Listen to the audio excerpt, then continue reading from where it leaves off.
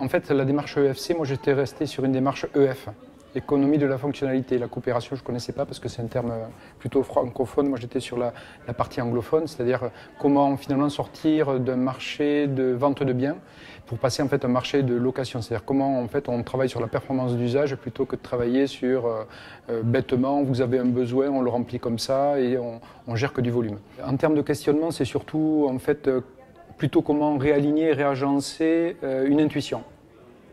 C'est-à-dire qu'au départ, on a un ressenti par rapport à quelque part à une tendance qu'on a envie de porter, notamment essentiellement, on va dire, écologique et sociale. Mais en tout cas, moi, je n'avais pas les moyens de réfléchir à une méthode pour y arriver. Donc ça veut dire que c'est essentiellement des outils je trouve, de réflexion, mais après, qui deviennent très rapidement des outils de langage pour parler aux autres en disant, voilà, ma pensée aujourd'hui, elle s'organise comme ça grâce à ça. Vous, comment vous l'appréhendez et en quoi vous pouvez participer à ça? Donc grosso modo, ça a été essentiellement une ouverture finalement aux autres, avec une méthodologie de partage finalement d'un langage pour bien se comprendre sur les conséquences positives que chacun avait besoin d'avoir en fonction de ses propres intérêts pour en faire on va dire un pot commun, quoi. À partir de là, la co-construction, c'est de se dire au travers de développement de produits, comment on met face finalement à un intérêt qui au départ pourrait être individuel en disant je préserve ma marge individuellement sur la fabrication en fait, d'un produit, comment cette marge elle peut être répartie entre tous pour que le projet aboutisse. Parce que sinon ça s'appelle un cumul de marge et à la fin en fait on ne sait plus vendre au bon prix, quoi. Ça peut être juste du partage, parce que le partage de la valeur, en effet, souvent, on va dire, c'est un processus essentiellement financier, mais il n'y a pas que ça. C'est-à-dire, qu'est-ce que toi, tu es en capacité de faire que moi, je ne sais pas faire, en dehors de, justement, la financiarisation, notamment vers un client.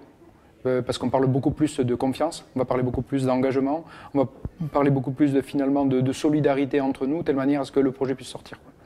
On va dire que dans la démarche, il y a un projet qui est né qui s'appelle Merci René, qui est en fait une association qui a été transformée récemment en scope sur la revalorisation en fait, des mobiliers d'entreprise qui n'étaient plus réutilisés ou réutilisables en tout cas pour l'usager, donc avec des processus d'upcycling et également on va dire de réemploi. Donc ça c'est né en fait du processus de FC.